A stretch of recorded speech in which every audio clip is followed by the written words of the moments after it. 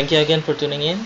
Cypher 7 tutorial review. This time we feature Ironhide Encore.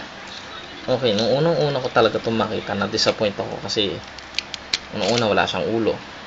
Pero along the way, na-realize ko astig din pala tong laruan na to. Actually, ito regalo ko to sa kuya ko eh.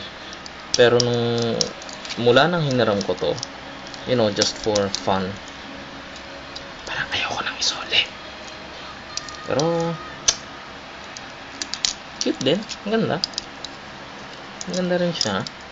Actually, yan na yung pinaka-robot mode niya. And ito, accessory niya lang to actually eh.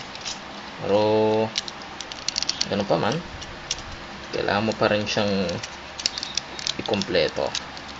Yan i-adjust mo yan, labas mo yan dyan, labas mo yung tulong.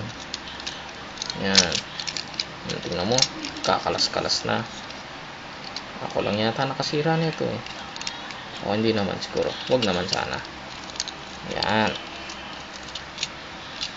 buksan ang gulong. Obvious ba, parang hindi ko kabisado yata itong laruan na to. Yan, barrel, missile. Yan, ayan, meron ka ng Ironhide Encore. Ganda no? Astig.